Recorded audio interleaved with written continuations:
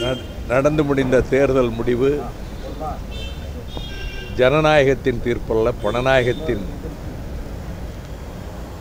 முடிவு என்பதை கடைசி கட்டத்தில் எதிர்பார்த்து ஏற்றுக்கொண்டு நாங்கள் தொடர்ந்து இயங்கிக் கொண்டிருக்கிறோம். 2 தொகுதிகளில் தேர்தல் தள்ளி வைக்கப்பட்டிருக்கிறது, அரவாக்குறிச்சியிலும் தஞ்சையிலும். தமிழ்நாடு பூராவிலும் என்ன விநியோகம் நடந்ததோ அது அந்த தொகுதிகளிலும் விநியோகம் நடந்தது. சில தொகுதிகளில் ஓட்டுக்கு 500, சில தொகுதிகளில் ஓட்டுக்கு 2000, 3000, 5000 வரை போயிருக்கிறது. அங்கே நிற்கின்ற வேட்பாளர்கள் 2 தரப்பிலிருந்து, 2 கட்சிகளின் தரப்பிலிருந்து இன்று எங்கள் இயக்கத்தைச் சேர்ந்த ஒரு முக்கியமானவர் வந்திருந்தார். அவர் அரவாக்குறிச்சி தொகுதியில் அவருக்கு ஒரு 4 ஓட்டு இருக்கிறது. அவர் சொன்னார், திமுக 1500 கொடுத்தது 4 ஓட்டுக்கு, அதிமுக 2000 கொடுத்தது, என் வீட்டில் கொண்டு வந்து 14,000, மொத்தத்தில் 2 பேரும் வந்து கொடுத்து விட்டு போயிட்டார்கள். இதில் என்ன ஒரு சிறப்புன்னா, திமுக கொடுப்பதை அதிமுக தடுக்கவில்லை, அதிமுக கொடுப்பதை திமுக தடுக்கவில்லை. வழக்கமாக இந்த ஓட்டுக்கள் எல்லாம் அதிமுக ஓட்டுக்கள் கொடுக்கக்கூடாது, இவையெல்லாம் திமுக ஓட்டுக்கள் கொடுக்கக்கூடாது என்றுதான் முன்பு பணம் கொடுத்த காலங்களில் நடவடிக்கை. இம்முறை ஒரு நல்ல சோசியலிசத்தை கடைபிடித்திருக்கிறார்கள். எல்லா வீடுகளுக்கும் அடைக்க 2 கட்சிகளும் கொடுத்து விடுவதென்று. மக்கள் வந்து இந்த மாதிரி பணம் கொடுக்கிற போது அந்த வீட்டில் வேலை செய்கிற அந்த ஒரு ஏழை தொழிலாளி வந்து சொல்லியிருக்கிறார், எங்கள் வீட்டில் 10 ஓட்டுருக்குயா, கிட்டத்தட்ட 40,000 வந்துருச்சியா. முதலாளியை விட இந்த தொழிலாளி அவரோட பணக்காரர் ஆகிட்டார்.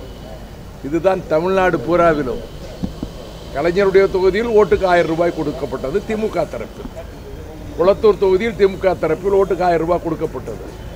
ஜெயலலிதா தரப்பில் 1500 ரூபாய் ஆர்கே நகரில் கொடுக்கப்பட்டது. 2 கட்சிகளும் தமிழகத்தில் எல்லா இடங்களிலும் பணத்தை விநியோகித்தன. இது யாரும் மறுக்க முடியாது. இதில் பணம் விநியோகம் நடைபெற்று விட்டது என்று திமுக தலைவர் கூறுவது அவர் ரொம்ப கெட்டிக்காரர். திருவாரூரில் அவருக்காக ஓட்டுக்கு பணம் விநியோகம் நடந்து கொண்டிருக்கிற போதே அதிமுக படம் கொடுக்க தொடங்கிவிட்டது என்று மேடையில் பேசுகிறார். இது திருவாரூரில் உள்ள மக்களே இங்கே பணம் கொடுத்துக்கிட்டு இருக்காங்க அவர் சொல்கிறாருங்க. இப்போ இந்த 2 தொகுதிகள் தேர்தல் தள்ளி வைத்திருப்பது தேர்தல் கமிஷன் எடுத்திருக்கின்ற ஒரு சரியான முடிவு என்னுடைய கருத்து. ஆனால் சட்டத்தில் இடம் இருக்கிறது. மாரல் கோட் ஆஃப் கான்டக்டை பின்பற்றாத கட்சிகளை குறித்து டீரெகனைஸ் செய்வதற்கு வழி இருக்கிறது. அப்படி கட்சிகளின் அங்கீகாரத்தை தேர்தல் ஆணையம் பறிக்க முனைந்தால் ஒழிய இந்த பணப்பட்டுவாடாவை தடுக்க முடியாது. இப்போ 3 மாதம் கழித்து தேர்தல் வரும், மீண்டும் 2 கட்சிகளும் பணப்பட்டுவாடா செய்யும். இதை விட தந்திரமாகவும் திறமையாகவும் சிக்கிக்கொள்ளாத விதத்திலும் 2 கட்சிகளும் 2 தொகுதிகளிலும் பணம் விநியோகம் செய்யத்தான் போகிறது. ஆகவே வேட்பாளர்களை உடனடியாக தகுதி நீக்கம் செய்வதற்கு இப்பொழுது உடனே வழி இல்லை. ஆனால் கட்சிகளை டீரெகனைஸ், அங்கீகாரத்தை ரத்து செய்வதற்கு இன்னும் இதை தீவிரமாக செயல்படுத்தக்கூடிய விதத்தில் சட்டப்படியான நடவடிக்கைகளை மத்திய அரசு மேற்கொண்டு அவ்விதத்தில் செய்தால்தான் தமிழ்நாட்டில் இன்றைக்கு ஏற்பட்டிருக்கக்கூடிய இந்த அவல நிலையை போக்க முடியும். நான் வாக்காளர்களை குறை சொல்ல மாட்டேன். மக்களுக்கு தேவை இருக்கிறது. வீடு தேடி பணத்தை கொண்டு வந்து கொட்டிவிட்டு போகிற போது அவர்கள் தூக்கி எறிந்து விட மாட்டார்கள். ஆனால் இந்த பிரதான கட்சிகள் 2ம் திராவிட இயக்கத்தின் பிடியிலிருந்து 2 கட்சிகளின் பிடியிலிருந்தும் தமிழ்நாடு போகாது என்றார்களே, பணத்தை கொண்டு அதை தக்க வைத்திருக்கிறார்கள். நாங்கள் அதை பற்றி கவலைப்படவில்லை. எங்கள் கடமையை நாங்கள் தொடர்ந்து செய்வோம். இன்று கூட காவிரி தீரத்தில் இருக்கக்கூடிய மக்களையும் விவசாயத்தையும் சுற்றுச்சூழலையும் காப்பாற்றுவதற்காக தொடர்ந்த வழக்கில், சேல் கேஸ் வழக்கில் தென்மண்டல தேசிய பசுமை தீர்ப்பாயத்தில் 1 மணி நேரம் வாதாடி விட்டுத்தான் ஒரு வேண்டுகோளை நான் வைத்தேன். தீர்ப்பாயம் ஏற்றுக்கொண்டது. தமிழ்நாடு அரசு தன் நிலைப்பாட்டை மீத்தேன் கேஸில் எடுத்ததைப் போல இதில் நிலைப்பாட்டை இந்த தீர்ப்பாயத்தில் கொண்டு வந்து நிலைநாட்ட வேண்டும் என்று கூறிய தீர்ப்பாய நீதியரசர் ஜோதிமணி ஏற்றுக்கொண்டார். தமிழ்நாடு அரசு அடுத்த அமர்வுக்குள் நிபுணர்களை கொண்டு ஆய்வு செய்து சரியான நிலைப்பாட்டை தெரிவிக்க வேண்டும் என்று. இதற்கு மத்தியில் மத்திய சர்க்கார் இதை பரிசீலிக்க கூட கூடாது. எங்களை பொறுத்தமட்டில் தமிழக மக்கள் நலனுக்காக, வாழ்வாதாரங்களை காப்பதற்காக தமிழ்நாட்டு மக்களின் எதிர்காலத்தை காப்பதற்காக தொடர்ந்து போராடி கொண்டிருப்போம். உதாரணத்துக்கு நான் பல்வேறு பிரச்சனைகளை எடுத்துக்கொண்டு போய் கேரள முதலமைச்சர் உம்மன் சாண்டியை 2 முறை சந்தித்தேன். முன்னாள் முதல்வர் அச்சுதானந்தன் அவர்களையும் சந்தித்தேன். அதில் திருநெல்வேலி மாவட்டத்தில் செண்பகவல்லி அணை ஒரு தடுப்படை, அது ஒரு சின்ன பழுது. காமராஜர் காலத்திலே முயன்றார்கள், எம்ஜிஆர் பணமும் அனுப்பினார், திருப்பி அனுப்பிவிட்டார்கள். இது குறித்து நான் உம்மன் சாண்டியிடம் கேட்டபோது, முல்லை பெரியார் மற்ற பிரச்சனைகளில் நான் கமிட் பண்ண முடியாது, இது சாதாரண விஷயம்தான், இதை பழுது பார்க்கலாம் என்று சொன்னார். அச்சுதானந்தனிடம் போய் பார்த்தேன், நானும் இதை பரிசீலிக்கிறேன் என்றார். ஆனால் இப்பொழுது வந்திருக்கக்கூடிய முதலமைச்சர் பினராயி விஜயன் அவர்களுக்கு ஒருவேளை தெரியாமல் இருக்கலாம், அதை இடிக்கின்ற வேலையிலே ஒரு 200 பேர் ஈடுபட்டிருக்கிறார்கள் போன வாரத்தில்.